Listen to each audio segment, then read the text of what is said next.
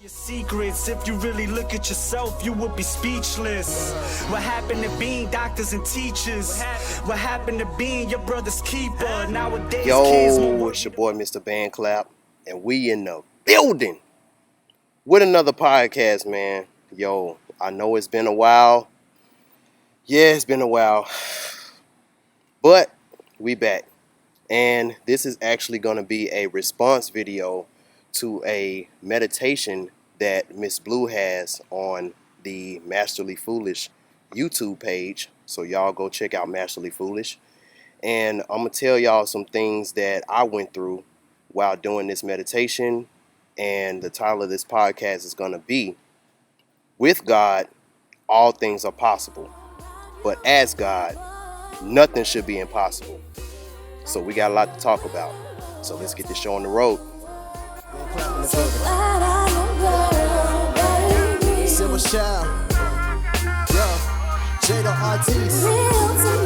How you meant when we first entered was self-centered. Too insecure of my self-image, I felt afflicted. Manipulation from past hatred, embellished feelings, manifested affliction, void of healing and self-inflicting. Lust of the flesh, I felt. Alright, y'all, so we back. Welcome to another BandClap TV podcast. Man, I know it's been a little minute. It's been a little minute, man. I done been going through a lot.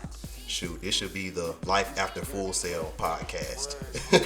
So for those who don't know, I ended up leaving Full Sail June of this year, and if things would have went right the way it was supposed to go, I would have graduated in June of this year anyway. But the reason why I had to leave was because I owed a lot of financial aid, and I didn't have any way of getting any loans or any co-signers or anything. So I just had to end up withdrawing, which was something that I really didn't want to do, but I just had to make one of those decisions that, do I want to keep making the same mistakes, and do I want to stay in this same cycle that I'm in, where I would find someone to stay with, everything is cool, I pass one or two of my classes, then things get a little rocky because you know you can't stay nowhere for free, so now you got to start looking for a job, then you start focusing more on your job than school, because you got to have somewhere to stay and you got to be able to pay rent and bills. So I just ended up going through that same cycle over and over again. I'm like, look, something got to give, and until I can find me a stable place where I can have my own house or my own place, my own way of getting around, I'm not going to fight it. So that's the reason why I don't go to Full Sail anymore. But since then, I've been doing a lot of unsuspected traveling. I mean, shout out to my homeboy Mike, aka Saquon, aka LaQuell J Entertainment. But because of him, I've been able to travel, go to different places, doing show pro gigs. I just came back from Michigan not too long ago, doing the Electric Forest Festival in Michigan. That was actually the farthest north that I've ever been, so that was hella fun. Next, I'm looking at doing the Taylor Swift concert that's in Nashville later on this month, as well as the Beyonce and Jay-Z concert that's going on in Orlando at the Amway. So I've been doing a lot of stuff show pro wise, which is something that I never thought that I would be doing since I've been going to school for recording arts all this time. But on the flip side, musically, man, I can't wait till you all hear the stuff that I've been cooking up. Oh Lord, man. Shout out to my homegirl Kiki, aka Simba's Child. Also, I want to give a big shout out to Jada Artis and her fiance. They got a new channel that I want y'all to check out. It's called Carter's Kingdom, and they're going to be doing a lot of pranks, reaction videos, and vlogs. She's going to be doing makeup tutorials on there for all the ladies out there who wants to learn more about makeup and all that kind of stuff. And me and Jada are coming out, as you can hear in the intro. It was just a little snippet of a new song that I'm working on called Real to Me, which features Jada and Kiki on that song, aka Miss Simba's Child. So super excited about that. As well, I want to also give a special thanks to everybody around the neighborhood who came to the party that we threw on the first week of August. When I tell you, I still got people, and I'm still meeting people as I walk down the street, go to the store, telling me, yo, man, that party was so dope. The party was so dope. And actually right now, I'm showing you all some footage that I took on Facebook of how the party went down. AKA DJ BandClap was on the ones and twos. Hey, so y'all know that it went down. So part 2 of that is going to be when I get my place, because I'm already speaking it into existence. Hey. So this podcast wasn't meant to be like a super long one. I just want to let you all know what I've been up to, as well as something that's really been heavy on my heart that actually happened today that I want to share, which is a reaction or a result of a meditation that was taken from Miss Blue's channel, aka The Remix. Shout out to everyone who knows about Miss Blue and her channel. So this channel on YouTube called Masterly Foolish, they took a excerpt from one of her videos, which was a meditation about pretty much going into the ethers with anything that you feel is impossible. And as you come down from the ethers, you get a universal message regarding whatever it is that you said that is impossible for you. So before I get into that, I want to talk about everything that led up to me watching this video. So since I've been out of school, I've been having a lot of time to look within, just to look back over my life and to really assess the things that I've been through, the mistakes that I made, and most of all, where do I go from here? So you can say I've been doing a lot of soul searching. And on the music side, this is the most creative that I've been in years. Like, it's almost to the point where I'm damn near making a beat every single day, which is something that I haven't done since like MTSU back in like 2012, 2011. This has been a very magical time for me, because everything that I've been praying about, meditating about, I'm slowly starting to see a lot of that stuff manifesting in my life now. Not to say that anything bad has been going on, because I've definitely had my share of bad stuff.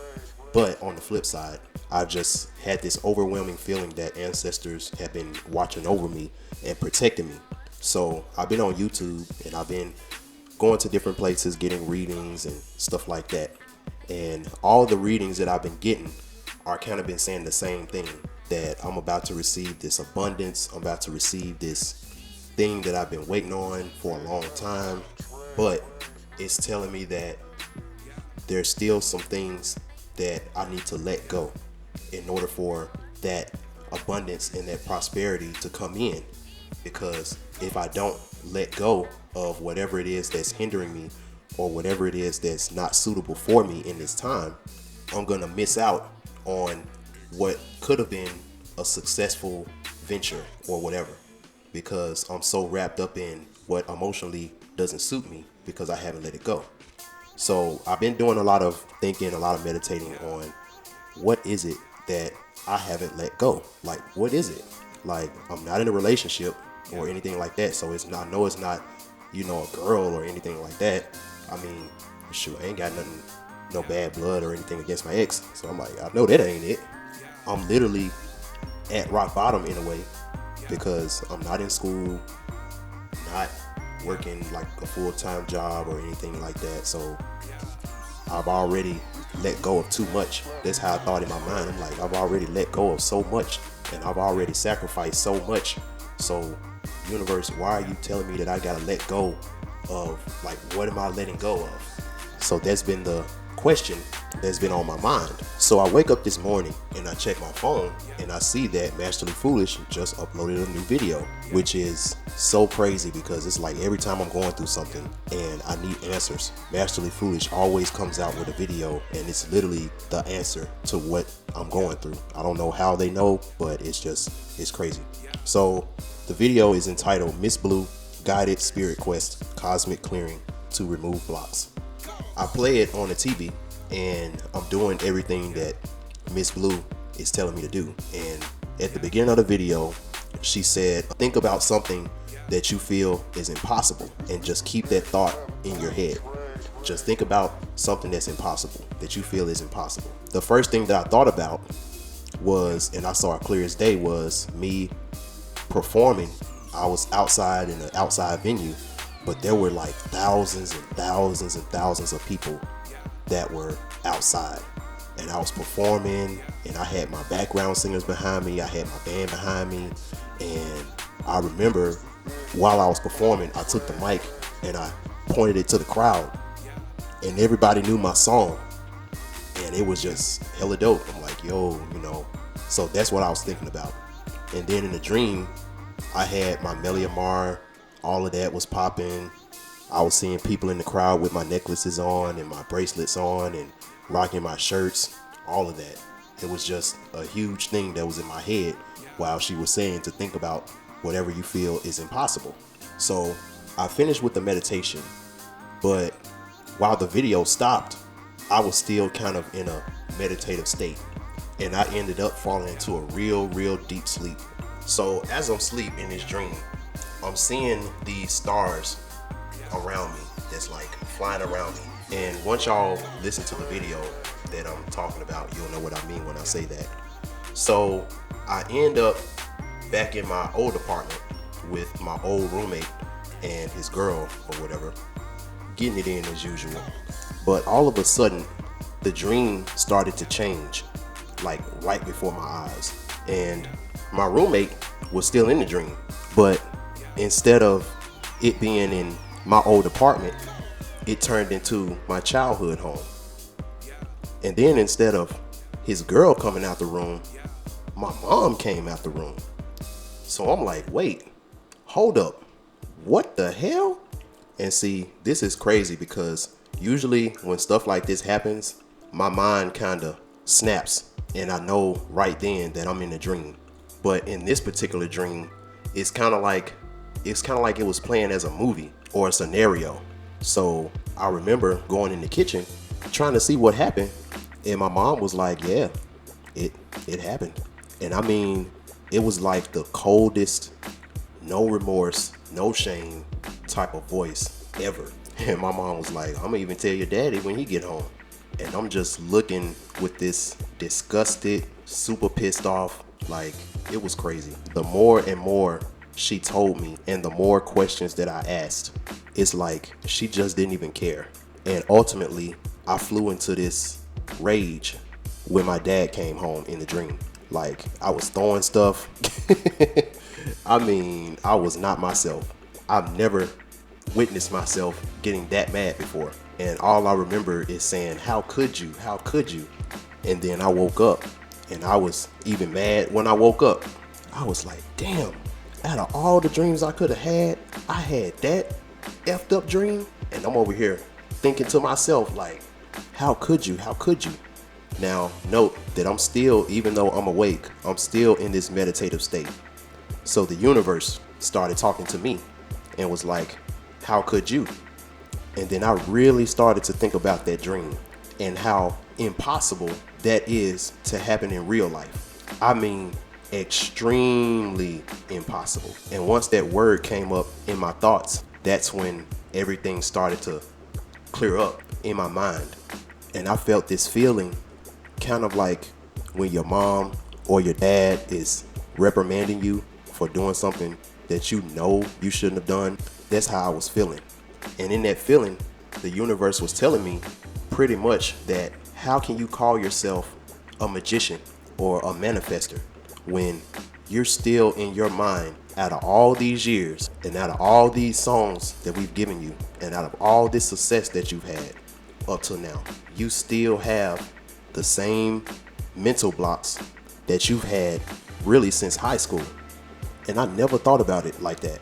Then all of a sudden, I started having flashbacks of when I was a kid and my little brother was being born, because that was the time in my life that I was really starting to kind of take rapping a little bit more serious, and how my mom and dad would literally whoop me and take all my rap books, throw them away, burn them, tell me that's something that you should never want to do, you know, stuff like that. And I didn't realize that I've always had this notion that I do want to rap and I do want to be a successful musician, but I always kind of mentally had a cap on how high I could actually go, because those insecurities that I had, even though I thought that years and years ago I got rid of those insecurities, it showed me that a lot of them are still there.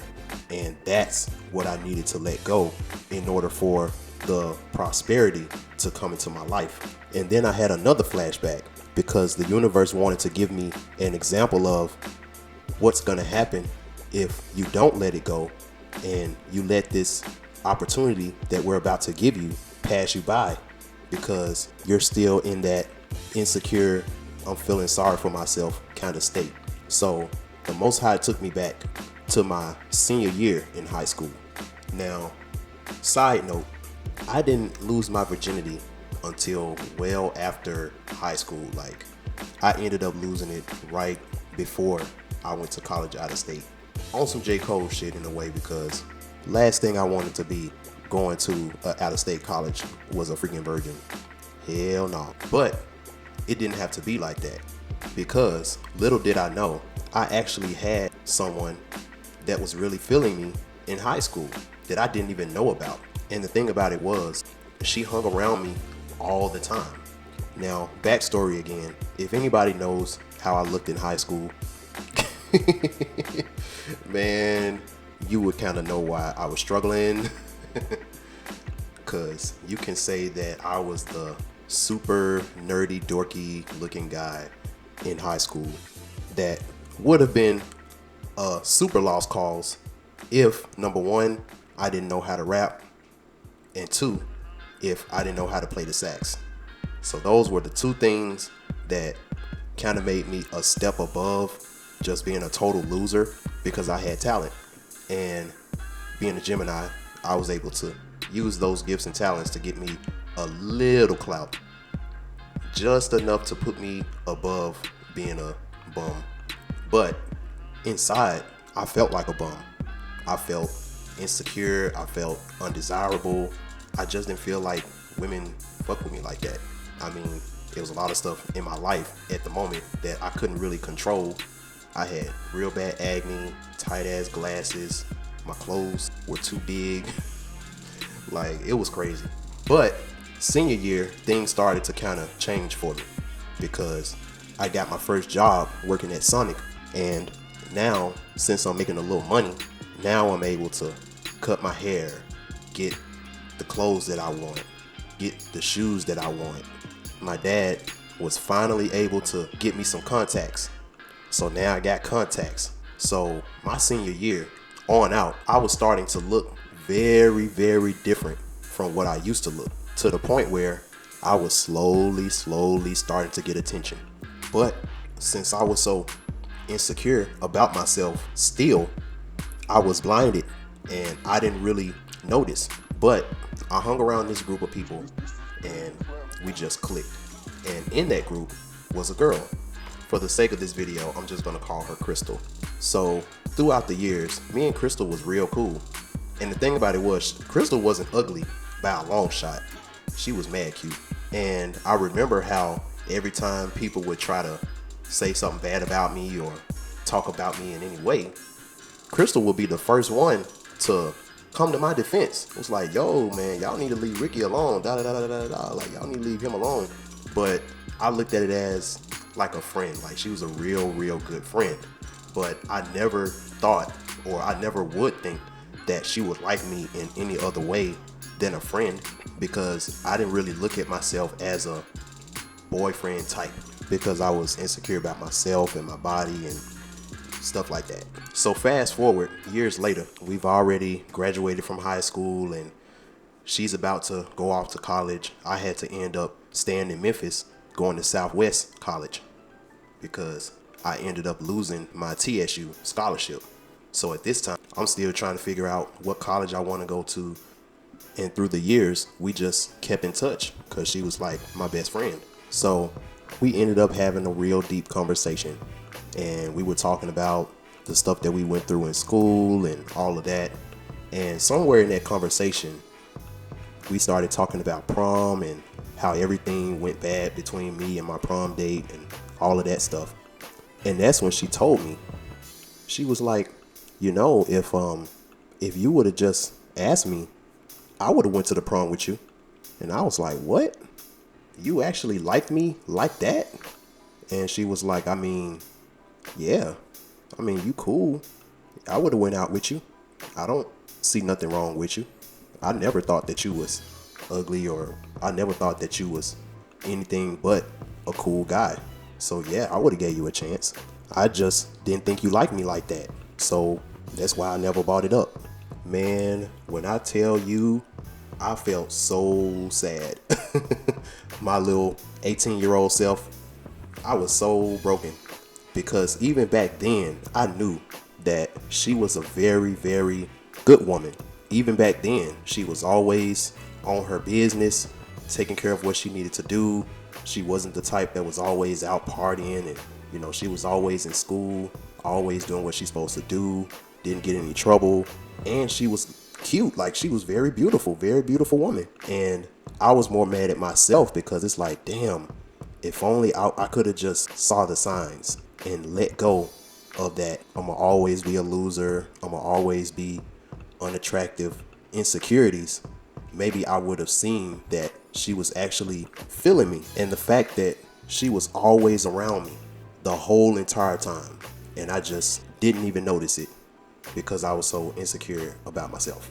So once I got that flashback, the Most High spoke to me again in a feeling and was like, the dream that you had, that's something that truly is impossible. But that thought that you had about you performing in front of all of those people, and your jewelry business being successful and all of that, that should have never crossed your mind as something being impossible, especially with the ancestors and with all this energy that's coming around in your favor to make those things possible. So in other words, what I needed to let go is that feeling that no matter how hard I work, or no matter how much time and energy I put into my music, that it's never gonna blow up, and I'm never gonna get to that point where I'm performing in front of thousands and thousands of people.